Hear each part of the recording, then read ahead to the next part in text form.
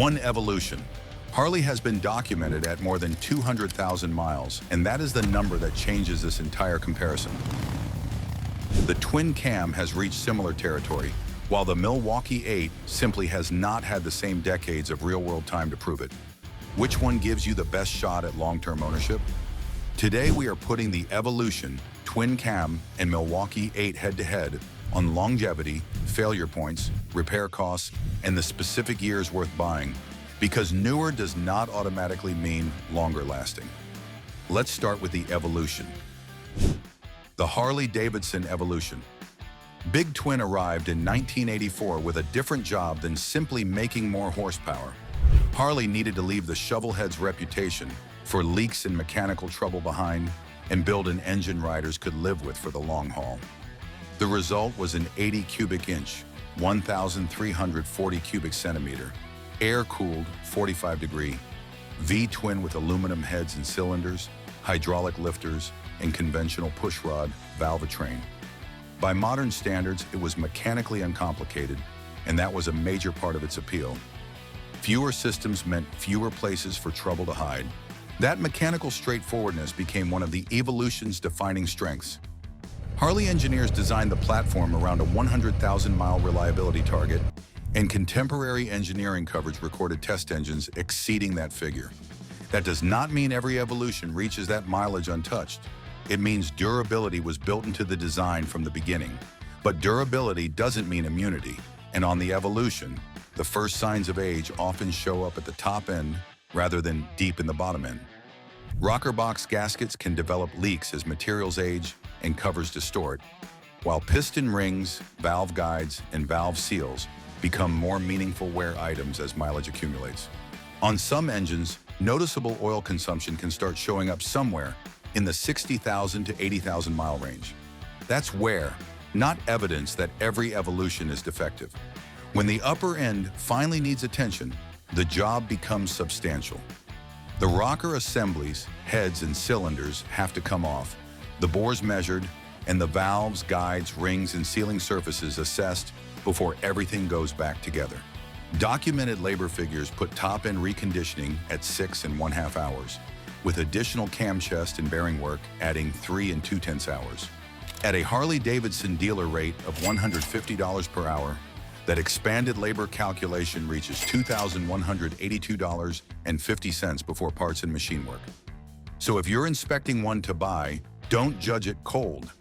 Get the engine fully warm, then look closely along both rocker box seams and around the base of the rear cylinder. An old stain tells you there was a leak at some point. Fresh oil after the engine is hot tells you the problem may still be active. For buyers choosing between equally well-kept examples, I'd lean toward 1995 through 1999. Earlier ones from 1984 through 1994 deserve closer inspection, not necessarily because they're worse engines, but because age gives previous repairs, neglected maintenance, and sealing problems more time to accumulate. That's the Evolution's real strength, not perfection and not immunity from expensive repairs, but a durable design whose problems are generally understandable once they appear. The catch is that this engine came from a different Harley era, one with a very different set of engineering priorities. Imagine walking into a viewing holding all the cards. You know the fair price, you know your opening offer, and you know the exact number where you walk away. That's how you knock hundreds, even thousands off the asking price. Our buyer's kit hands you those numbers for just $49. Negotiate from facts and never overpay again. Scan the QR on the right or tap the link in the description. Right away, knowing you got the best deal. And that brings us to the next engine. By the late 1990s, Harley needed more from its big twin than the Evolution had been asked to deliver. More displacement, more power, more pulling ability for heavier motorcycles and longer highway miles. The answer was the twin cam. Introduced for the 1999 model year, the twin cam kept Harley's familiar pushrod layout, but pushed the platform toward more displacement and stronger performance. The twin cam 88 displaced 1,450 cubic centimeters, followed by the 96 at 1,584, the 103 at 1,690, and the performance-focused 110 at 1,802. But Harley didn't simply make the evolution bigger. It changed the architecture, adding 2 chain-driven camshafts where the evolution had used 1. That redesign supported more displacement and better breathing, but it also created the twin cam's most notorious weakness, the cam chain tensioner. On early engines, a spring-loaded tensioner shoe uses a plastic wear surface against the cam chain, and the early system used from 1999 through 2006 became known for significant shoe wear, with failures documented in some cases as early as 15,000 miles. As the shoe deteriorates, debris can enter the oiling system, while severe wear can compromise cam timing and lead to expensive internal damage. But here's where the internet often gets the story wrong. A twin cam 88 isn't automatically a ticking time bomb. The mileage varies dramatically, and Harley itself introduced changes across the family. From 2007 onward, Harley moved to hydraulic tensioners, a major improvement over the earlier setup. Wear can still occur, but later systems are generally associated with much longer service intervals, often becoming a concern closer to the 50,000 to 75,000 mile range. If you want real motorcycle research instead of recycled hype, subscribe for more. The tensioner is essentially the chain's pressure shoe, keeping the cam chain properly loaded as those camshafts rotate. Once that plastic surface begins disappearing, the engine is telling you that the cam chest needs attention, and attention isn't free. A documented U.S. Harley-Davidson dealer quoted $1,100 for tensioner replacement, while another quoted $1,600 for a gear drive conversion. Those figures show why identifying the generation matters before you buy. If I were putting my own money down, I'd target 2007 through 2017 with particular interest in the twin cam 103. Approach the 1999 through 2006 more carefully unless the cam chest history proves the tensioner system has been properly addressed. On an early twin cam chest inspection history matters. If you can inspect the tensioner shoes, look for deep grooves, cracks, or missing material. If you can't, documentation showing when the system was inspected or upgraded becomes far more valuable. The later twin cam shows just how much the Big Twin had changed. It retained the pushrod character riders expected from Harley, but brought more displacement and considerably stronger touring performance than the Evolution ever offered.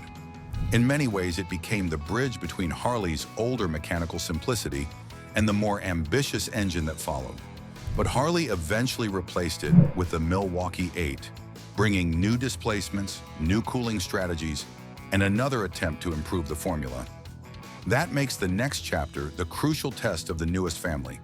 What actually changed when Milwaukee-Eight arrived? What changed with the Milwaukee-Eight wasn't Harley's commitment to the pushrod Big Twin.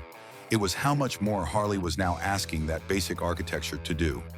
The family began with the 107 at 1,746 cubic centimeters and the 114 at 1,868. The 117 pushed displacement to 1,923 cubic centimeters, while newer versions expanded the formula with variable valve timing and higher output configurations. Underneath, Harley retained a single camshaft and pushrod valves, but substantially reworked breathing, vibration control, and temperature management. Cooling also became more varied. Depending on the model, Milwaukee-Eights use conventional air cooling assisted by oil-cooled cylinder heads, or twin-cooled heads with liquid cooling. That matters because greater displacement and torque mean more heat to manage, and thermal control became a central part of the Milwaukee-Eight's durability strategy.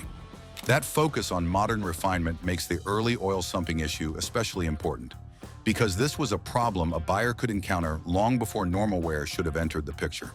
Harley's own service documentation identifies oil sumping on 2017 through 2019 motorcycles during extended high RPM operation or heavy engine load. Excess oil can accumulate in the crankcase, producing symptoms such as power loss and unusually strong engine braking. Continue riding after those warnings, and internal damage can follow. This is not a problem you can predict by waiting for a certain number on the odometer. Documented cases appeared at 300, 1,100, 2,000, and 4,500 miles. In other words, operating conditions and individual engines mattered more than the odometer. When caught without internal damage, the documented remedy is an updated oil pump and cover. If the engine has already suffered serious consequences, the repair can escalate dramatically. Harley's later documentation lists 11.2 hours for one short block replacement claim. That distinction matters. Calling every early Milwaukee-Eight unreliable misses the actual story. The early oil scavenging system had a documented weakness, Harley issued a correction, and the consequences depended heavily on how quickly the problem was recognized. For repair costs, current technical market evidence places an out-of-warranty oil pump replacement between $500 and $800 at a dealer, while severe sumping damage can exceed $3,500. Those are repair market figures, not a universal Harley-Davidson price. If long-term ownership is the priority, the later engines are the easier recommendation. Examine any 2017 through 2019 example especially carefully, while a 2020 or newer bike gives you more confidence that you're looking beyond the earliest version of the system. Your buying check is simple. After a fully warm test ride, watch for sudden power loss, unusually strong engine braking, or oil pushed through the breather system. And what does the Milwaukee-Eight get right? It brings the strongest combination here of displacement, torque, thermal management, and modern refinement. But newer never meant flawless. It meant Harley had learned from the twin cam and created a new generation of problems to solve. Now the real test begins. When mileage climbs, which of these three engines actually holds together best? Because looking at the Milwaukee-Eight in isolation can make its reliability story seem like a list of components and repair bills. But there is a larger reason these engines fail differently across generations, and it starts with something the evolution had in abundance: heat managed without a liquid cooling system. That makes the next chapter a return to the beginning, where air cooling shaped the engine's entire failure pattern. The evolution earned its reputation without a complicated cooling system. Its big twin kept the traditional 45-degree architecture, but aluminum cylinders and heads replaced the older iron pieces. That change mattered because aluminum moves heat more effectively, allowing the engine to shed combustion heat through its fins and surrounding airflow. There was no radiator, no water pump, no coolant circuit waiting to develop a leak. The system was beautifully straightforward. Heat simply moved away from the cylinders as air passed across the fins. But simplicity has a boundary. When the bike is moving, airflow does the work. When it sits in traffic on a hot afternoon, that advantage starts disappearing. Temperature rises and sustained heat places greater demands on seals, gaskets, lubricants, and electrical components. That does not make the evolution fragile, quite the opposite. Its strength was that there were fewer cooling components to fail in the first place. The engine accepted heat as part of its operating environment and managed it with remarkably little hardware.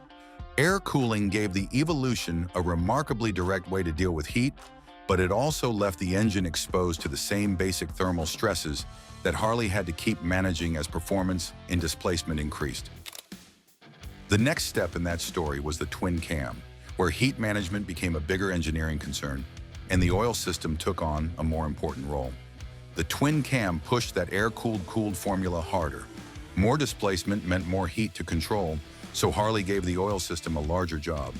Harley kept the AIR-cooled foundation, but now the company had to find smarter ways to move heat through an engine producing more power. One of the answers was hiding inside the lubrication system. Harley added pressure-fed oil jets beneath the pistons, turning engine oil into more than a lubricant. It became part of the thermal strategy. Additional cylinder fin area helped expose more surface to airflow, giving the engine another way to release the heat it was generating. Then the strategy became even more sophisticated. Later twin-cam versions introduced oil-cooled and twin-cooled configurations, with certain larger engines receiving additional temperature control around the cylinder heads. Harley was no longer relying on airflow alone. The trade-off was complexity. More pumps, passages, circuits, and cooling hardware meant more systems to maintain and more potential failure points. So the twin cam did not simply become more reliable because it received more cooling. Harley was learning how to manage the consequences of larger displacement and higher output. The engine was becoming more capable. It was also becoming more complicated. Still, the twin cam shows why adding another way to move heat does not automatically erase reliability problems. It changes the conditions those components live under. The Milwaukee-Eight took that progression further. Depending on configuration, the engine uses air and oil cooling or liquid cooling around the cylinder head area. That difference is important. Liquid cooling gives engineers tighter control over temperature in the hottest regions of the engine. Instead of depending entirely on road speed and ambient airflow, coolant can transport heat away from the head with far greater consistency. On paper, that sounds like the perfect answer. In practice, it is only part of the story. Better thermal control does not make an engine immune to mechanical problems. It simply changes where engineers have to fight them. The early Milwaukee-Eight oil sumping issue is a perfect example. Picture it. You buy the bike. It looked clean. It sounded great. 3 weeks later, the bills start. A worn chain, tired forks, a service the seller never mentioned. That's thousands gone on a bike you already paid full price for. Our inspection checklist catches every one of those before you pay, walking the bike like a mechanic. Spend $49 now or lose thousands later. Scan the QR on the right or tap the link in the description. Don't let a hidden problem drain your wallet.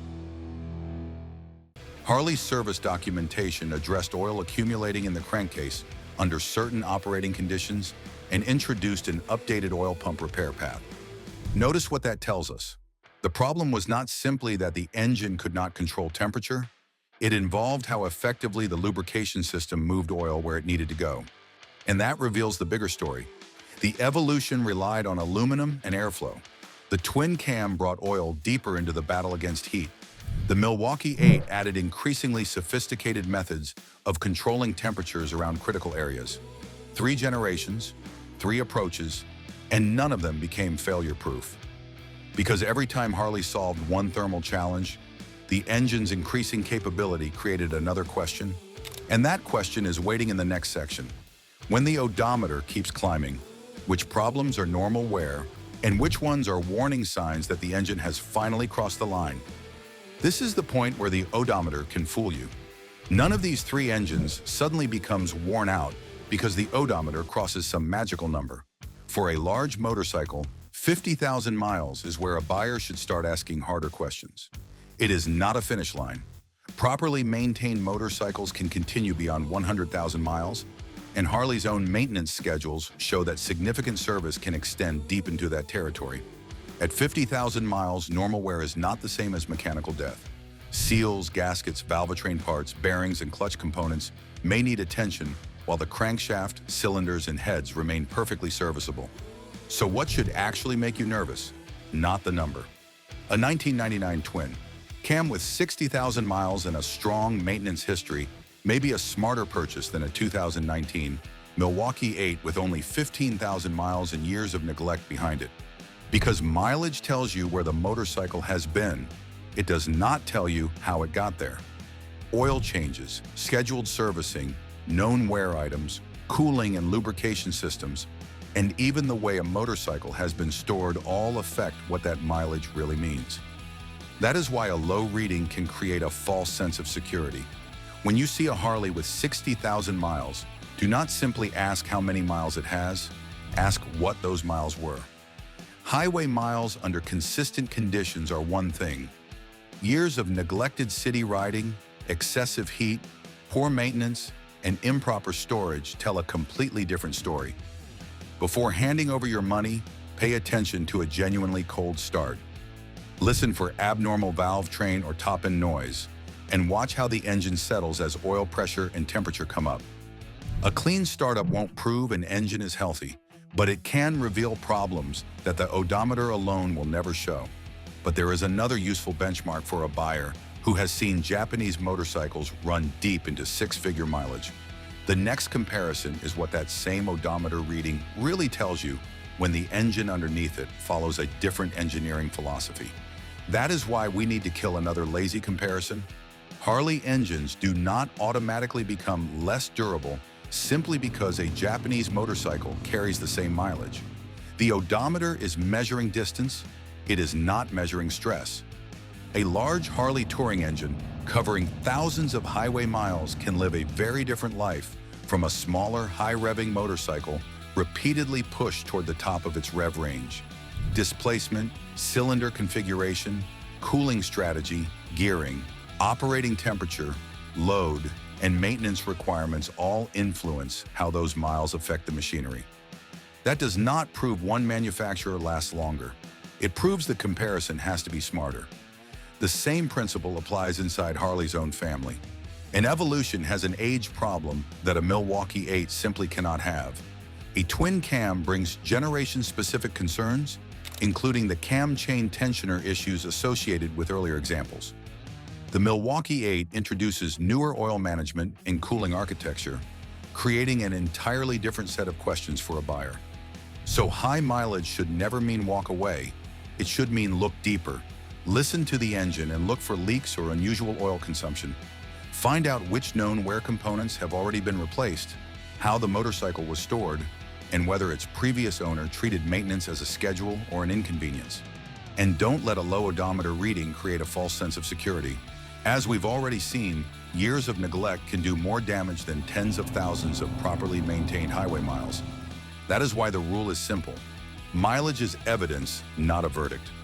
50,000 miles means I want better answers. 80,000 means I want stronger evidence. 100,000 means I want to know exactly what has been replaced and how the engine was cared for. But I would never reject a Harley because the odometer has 6 digits. The real question is not how many miles the engine has traveled. It is what those miles did to that particular engine. And this is where the odometer stops telling the story for us.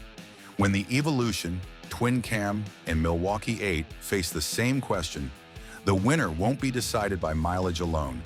It comes down to a harder question: which engine gives you the strongest combination of longevity, failure risk, repair cost, and the right years to buy? If we strip away the badge, the nostalgia, and the sales pitch, the longevity question becomes surprisingly clear. The Evolution has the longest proven record. Harley's durability testing, documented engines exceeding 100,000 miles, and well-maintained Evolution. Big twins have continued to reach that kind of mileage in real-world ownership. That does not mean they were trouble-free. Age can bring gasket leaks, valve train wear, and other service needs. But the basic architecture has demonstrated remarkable endurance. The twin cam brings a different kind of durability story. Harley subjected the program to millions of test miles before production, with individual test motorcycles surpassing 100,000 miles. Stronger crankcase construction, larger bearings, and revised oiling were intended to improve durability. But early cam chain tensioner shoes could wear surprisingly early, creating a maintenance concern even when the rest of the engine still had plenty of life left. A twin cam can have a healthy bottom end, while a generation-specific component demands attention. The Milwaukee-Eight is the most modern architecture of the three, benefiting from decades of development, improved thermal management, and modern engine controls. But there is a limit to what we can honestly claim. The Milwaukee-Eight simply has not had enough real-world time to match the Evolution's decades of accumulated mileage. So the result depends on what you mean by longevity. For proven endurance, the Evolution has the strongest historical case. For durability combined with greater performance, a later twin cam becomes extremely compelling once its known weaknesses have been addressed. For the strongest case based on modern design and refinement, the Milwaukee-Eight takes the lead, but its ultimate long-distance record is still being written. Major engine mileage is not the same as failure-free mileage. An Evolution can cross 100,000 miles and still need gaskets. A twin cam can reach the same territory after its cam system receives proper attention. A Milwaukee-Eight can accumulate substantial mileage without inheriting every weakness of the generations before it. And that brings us to another concern. Proving an engine can last is one thing. Keeping it alive when something finally fails is where these 3 generations really begin to separate. Because surviving for a long time does not necessarily mean being cheap to keep alive. The Evolution, 1984 through 1999, starts with one major advantage: simplicity. Its air-cooled architecture avoids the twin cam's cam chain tensioner system and many of the additional cooling components found on later engines. But once a complete rebuild becomes necessary, simplicity does not make the bill small. One Harley-Davidson dealer lists a full Evolution rebuild at $6,599.19. The twin cam, 1999 through 2017, has a different cost story. Its infamous tensioner issue can sometimes be corrected before the engine itself needs rebuilding. But neglect that component and a relatively contained repair can become a much larger engine problem. Complete rebuilds from the same dealer range from $6,325.31 to $6,541.46, depending on generation. The Milwaukee-Eight, 2017 to present, adds newer oil management and cooling hardware. A full rebuild from that dealer is listed at $6,718.08. So which is cheapest? Not necessarily the one with the smallest rebuild bill. The Evolution wins on mechanical simplicity. The twin cam wins when its tensioner history is known. The Milwaukee-Eight benefits from newer engineering and documented production improvements. The real money saver is the engine that lets you address a predictable weakness before it becomes catastrophic. But when it's your money on the table, which engine would you actually choose? Because once you stop comparing engine families in theory and start shopping, the production year matters almost as much as the engine itself. Imagine standing in front of a bike you want, the seller swearing it's perfect. That's where riders overpay by thousands on a $10,000 bike.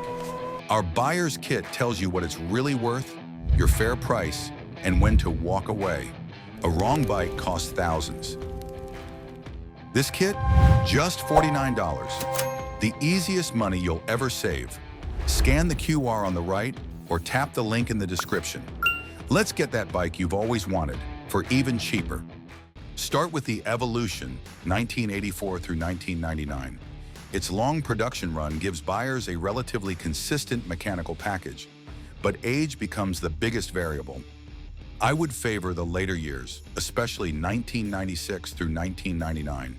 Fuel injection had arrived by 1995, and Harley had already introduced factory updates to earlier breathing components. That makes 1984 through 1992 my caution window, particularly when those documented updates are absent. Then comes the twin cam, 1999 through 2017. The early twin cam 88 arrived in 1999, followed by the twin cam 88B in Softails, and eventually the twin cam 96 in 2007. My target is 2007 through 2017. The caution range is 1999 through 2006 because those engines are most closely associated with the original cam chain tensioner arrangement. For the Milwaukee-Eight 2017 to present, the dividing line is even clearer. Harley documented an updated oil pump entering production during late 2019 and continuing through 2020. So my target is 2020 through present, while 2017 through 2019 deserves closer scrutiny. The framework is simple. Later Evolution, later twin cam, newer Milwaukee-Eight. At this point, the three families have been measured against the same questions: longevity, failure risk, repair cost, and the years worth targeting. That leaves very little room for a vague conclusion, and the next chapter is where the comparison stops being theoretical. If this were my money, which Harley engine would I actually choose? After everything we have seen, I would buy a late twin cam, not the early versions, not because the Milwaukee-Eight is bad, and certainly not because the Evolution has lost its place in Harley history. The late twin cam sits in the sweet spot. It offers proven durability, straightforward mechanical character, enormous parts availability, and weaknesses that are well understood. You know what to look for, what to repair, and what you are getting into. The Evolution remains a remarkable long-life engine, but age has become its biggest enemy. A 30-year-old motorcycle can have a healthy bottom end and still need seals, gaskets, bearings, or electrical work simply because time has passed. The Milwaukee-Eight brings stronger performance, newer technology, and better refinement. But being newer does not automatically make it more proven. The late twin cam gives me something more valuable: predictability. And when I am spending my own money on an older Harley, Predictable ownership beats impressive technology every time. Choosing a winner is only half the verdict. That matters just as much as why the other two fall behind, and what those weaknesses reveal about this comparison. The evolution loses because age eventually becomes part of the ownership equation. The Milwaukee-Eight loses because newer does not automatically mean more proven, but both still have legitimate buyers. Choose the evolution for simplicity and old-school durability.